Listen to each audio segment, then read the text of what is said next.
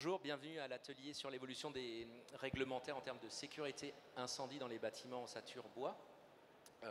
Je suis heureux de pouvoir modérer cette table ronde qui laissera la place à Jean-Michel Servan au centre, qui est délégué interministériel en charge de coordonner l'évolution de cette réglementation et de trouver une solution. Olivier Marfin, vous êtes représentant du ministère du Logement et vous contribuez activement avec vos équipes à cette évolution. Et Bertrand Vidot, également du ministère de l'Intérieur, qui vous allez nous éclairer sur justement cette évolution de la réglementation. Alors, la filière construction bois est effectivement en attente de cette évolution de réglementation. Est-ce que, Monsieur Servan, vous pourriez nous faire un état des lieux de cette évolution?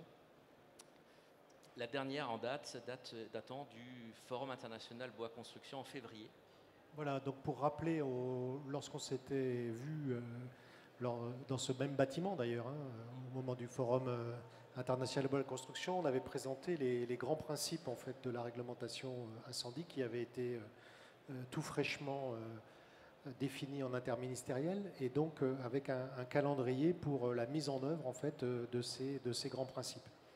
Alors donc je pense que la première chose c'est peut-être de dire un peu où on en est par rapport à ça. Là, il y avait plusieurs jalons, il y avait 3 grands jalons. Un premier jalon qui devait être en gros à l'été 2025 qui concernait la sortie de 2 textes, le décret sur les solutions d'effet équivalent et le projet d'arrêté ERP en ce qui concerne les dispositions générales.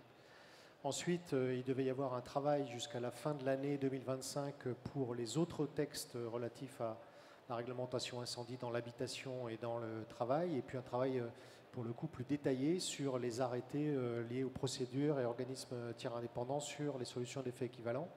Tout ça devant être mis en œuvre en fait un an après la première échéance, c'est-à-dire en gros à mi-2026.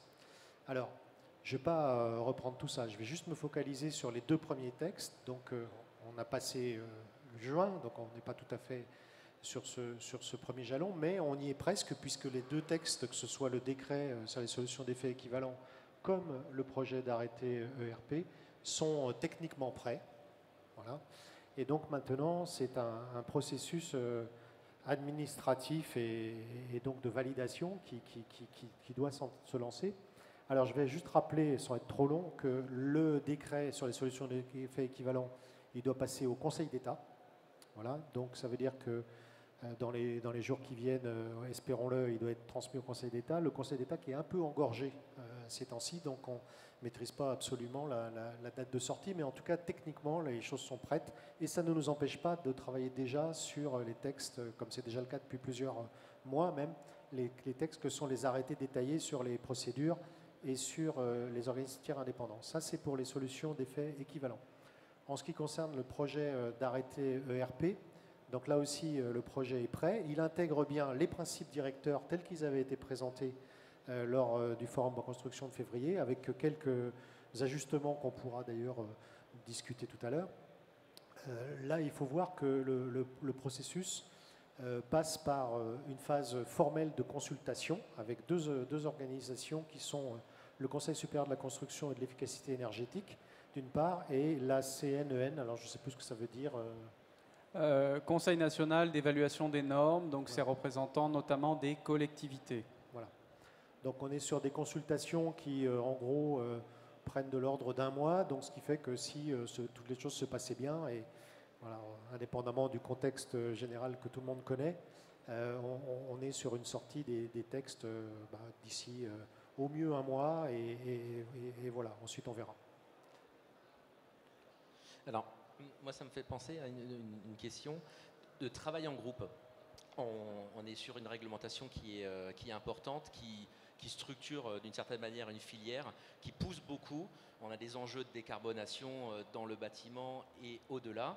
Et comment vous êtes-vous structuré, Jean-Michel Servan et vos 2 comparses, avec vos équipes pour travailler en bonne intelligence, considérant que d'un côté, on a effectivement une réglementation, des rétex, de l'autre côté, une doctrine, et comment avez-vous réussi à finalement coordonner ces équipes-là pour trouver un terrain d'entente et un consensus. J'entends que le chemin est long, ce qui est plutôt une bonne chose, puisque ça prouve que vous travaillez ensemble. Est-ce que vous pourriez nous éclairer sur ces mécanismes qui font la loi? Alors on ne va pas être trop long là-dessus, parce que quand je suis moi arrivé donc, dans l'équipe, on va dire, interministérielle, là, donc, ça faisait presque 10 ans que les travaux sur la réglementation incendie étaient entamés, et notamment à travers des groupes de travail menés par chaque ministère dans son champ d'application, puisque les ERP relèvent du ministère de l'Intérieur, l'habitation de la DHUP, et on oublie toujours, mais il y a aussi les bâtiments à usage professionnel qui dépendent de la Direction générale du travail, donc ministère du Travail.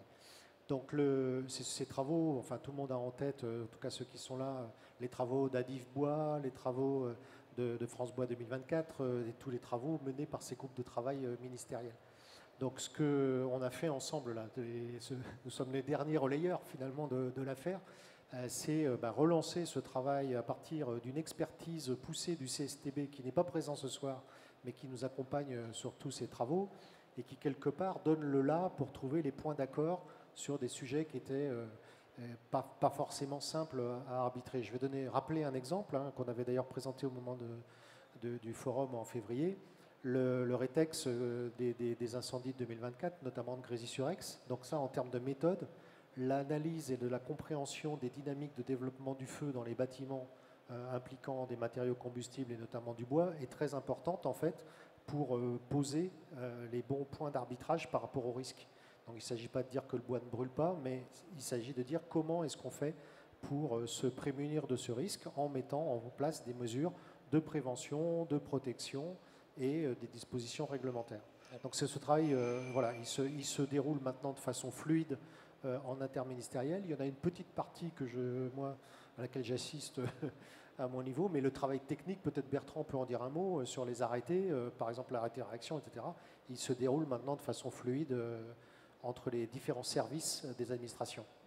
Justement, Grésy-en-Aix, donc on est sur un incendie qui sort de l'ordinaire et qui fait partie d'un rétex qui alimente d'une certaine manière la réflexion. Alors Bertrand Vidot, en complément de cette première question, Grésy-en-Aix, que pouvez-vous nous en dire? Bon, avant de répondre, bonsoir tout le monde.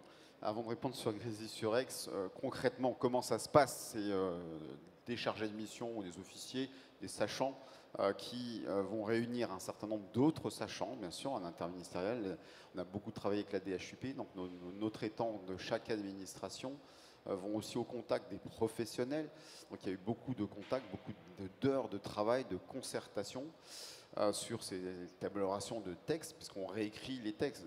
On prend si je prends l'arrêté ERP, on va partir sur les dispositions constructives, les articles CO, on peut rentrer sur les moyens de secours, on peut rentrer sur toute cette partie de propagation en façade. Donc on a beaucoup d'articles à modifier.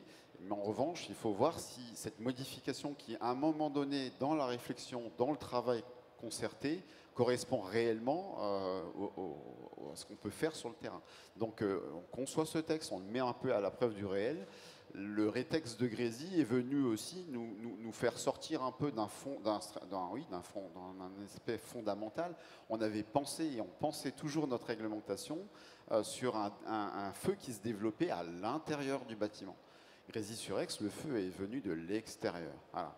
Donc on ne pouvait pas s'arrêter à dire, écoutez, nous, au Grésy-sur-Aix, très bien, il n'y a pas eu de mort, on s'arrête là. Et on a recherché cette expérience, cette expertise du CSTB. Et donc il y a eu des séquences très techniques, très poussées du CSTB sur des simulations. Donc je veux rendre hommage aussi au travail fait par nos camarades du CSTB là-dessus, avec nos traitants, avec ceux de la DHUP, pour faire en sorte que ces éléments-là puissent intégrer notre réflexion, notre future réglementation, pour éviter que ce type de feu ne puisse se développer aussi rapide. Donc il y a la fulgurance du feu, ça c'était vraiment sur le rétex. Mes camarades pompiers nous ont parlé d'un feu fulgurant. Donc on était en pleine journée, on a pu sortir, il n'y a pas eu de victimes, tant mieux. Donc tout ça, ça nous a interpellés et ça nous a amené à modifier des choses qu'on avait déjà écrites dans le règlement. Et c'est juste, sans être trop long, souligner l'excellente collaboration aussi de la filière, parce qu'en fait, la richesse de l'analyse et de la modélisation qui a pu être faite et les enseignements qu'on a trouvés ont été permis par la mise à disposition des données techniques de conception du bâtiment. Et ça, c'est fondamental, en fait, sur les rétex. L'angle opérationnel, c'est une chose, mais les données de conception de l'autre, ça permet d'avoir une modélisation qui permet d'analyser les cinématiques de développement, et c'est ce qu'on a fait. On va peut-être donner la parole justement à Olivier Marfin de la DHUP dans ce processus d'élaboration de la loi. Donc, comme mes collègues l'ont expliqué, effectivement, on travaille en très bonne intelligence en interministériel. Donc, tous les textes que nous prenons sont évidemment rédigés en premier lieu par un pilote, mais ensuite effectivement partagés suffisamment en amont pour effectivement se mettre d'accord sur les détails techniques de cette rédaction. Et au-delà, enfin, et même en amont de cela, le travail initial qui a été présenté en février, notamment donc au Forum international Bois Construction, ça a été ce qu'on a appelé donc des principes directeurs. Donc Jean-Michel a coordonné l'élaboration justement de ces principes directeurs, qui avaient pour objectif de dégager justement les principaux éléments qu'on souhaitait mettre en avant en matière de différentes, je dirais, caractéristiques que les bâtiments devaient avoir. Donc, quelles étaient les exigences en matière de protection du bois, en matière de pourcentage de bois apparent autorisé, en matière de résistance, de réaction au feu, en matière de lutte contre la propagation de l'incendie, en matière de désenfumage. Donc, tous ces éléments-là ont été balayés dans le cadre des travaux interministériels préalables, justement pour veiller à se construire vraiment ce qu'on pourrait appeler une doctrine qui a été présentée dans des forums précédents. Et les textes que nous prenons aujourd'hui, ce sont des applications de ces doctrines.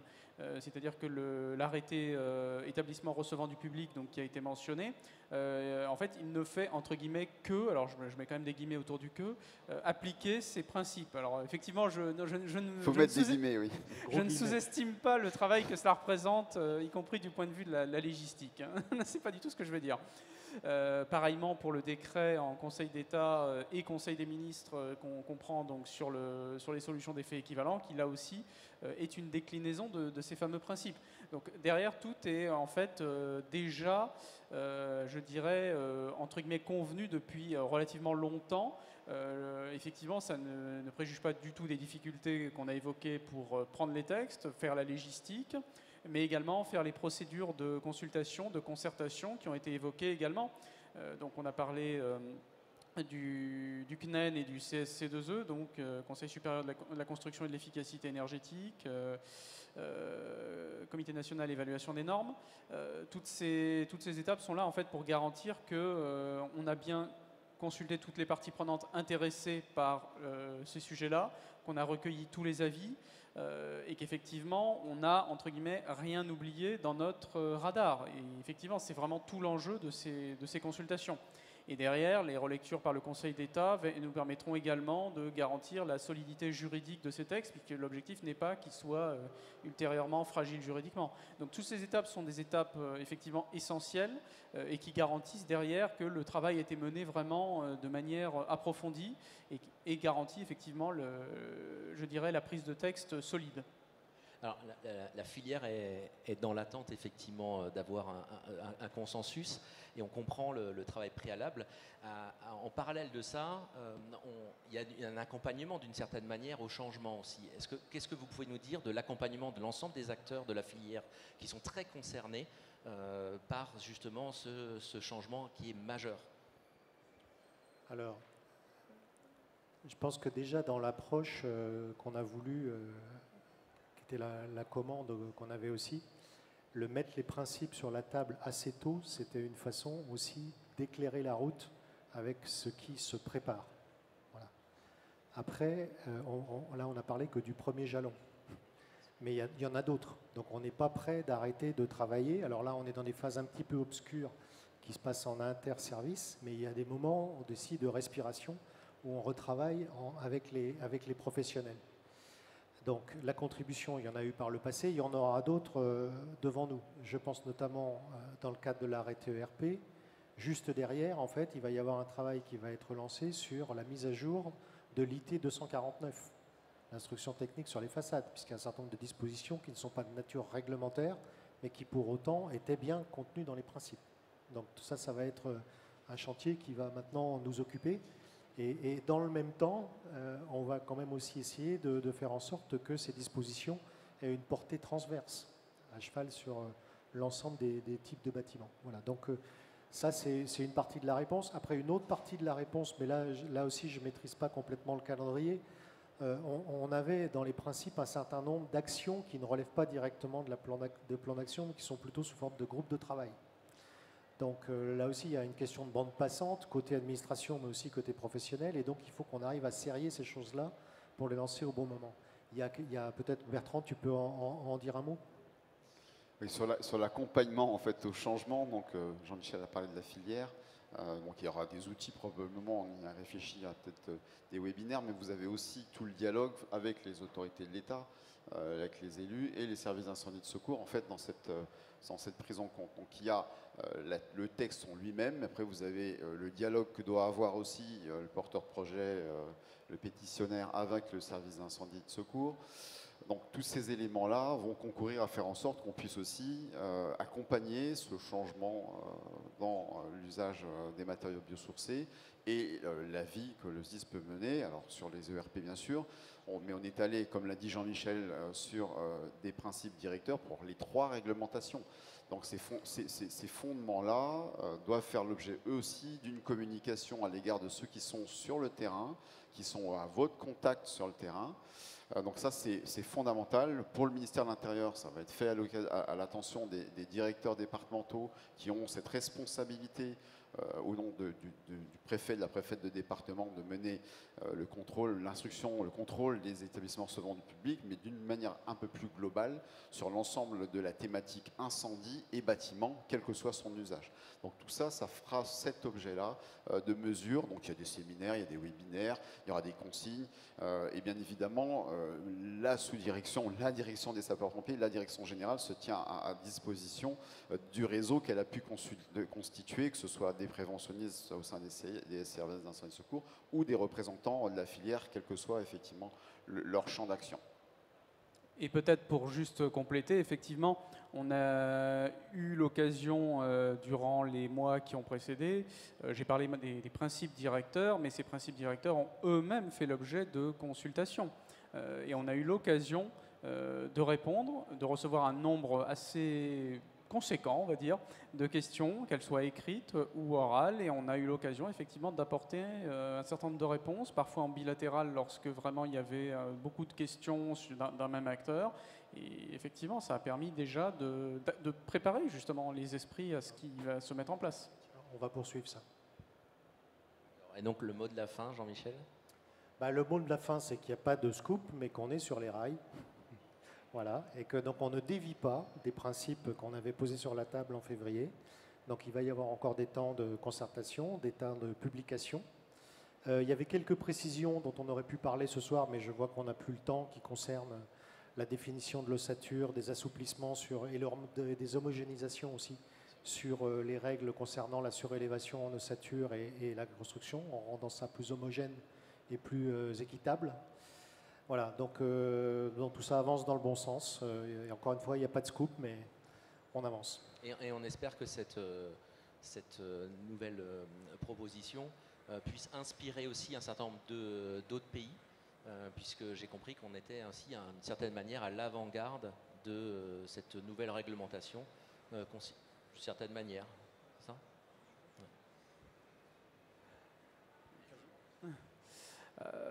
J'aime pas trop quand même l'idée de prétendre qu'en France on est les meilleurs du monde, parce qu'effectivement c'est quand même pas tout à fait. Oui, on l'a dit entre nous, c'est ça, non? Non, c'était une blague. Non, l'idée c'est qu'effectivement on s'est appuyé sur le CSTB pour avoir des éléments de retour et de comparaison au niveau international. On a également le tissu de normes européennes et internationales qui servent pour caractériser justement la réaction ou la résistance au feu des matériaux. Donc ça donne déjà des éléments de comparaison qui font qu'on parle le même langage, en particulier au niveau européen. Aujourd'hui, le CSTB, effectivement, ne nous a pas réellement attiré notre attention sur des éléments de nature réglementaire portant sur des bâtiments complets, finalement, et qui soient à reprendre, effectivement, dans notre réglementation. Et ça, c'est voilà, vraisemblablement dû au fait que l'harmonisation européenne, au moins, elle porte plutôt sur les matériaux, sur les produits qui sont mis sur le marché, plus que sur les règles derrière de sécurité propres à chaque pays et qui s'appliquent à un ouvrage complet. Et les experts internationaux dont on parlait là, sont aussi impliqués dans le comité scientifique qui collabore là, sur les essais France 2030, qui sont menés en parallèle. Parce que cette réglementation, comme toutes les réglementations, il faut en souligner le caractère progressif. C'est-à-dire qu'on a inscrit dans les principes le principe d'une revoyure. Alors, revoyure, ça ne veut pas dire tous les ans, mais dans 5 ans, etc. Voilà, faisons un peu le retour d'expérience et faisons progressivement bouger la réglementation pour arriver à concilier ces deux objectifs que sont la sécurité des personnes et le développement du bois dans la construction. Merci beaucoup.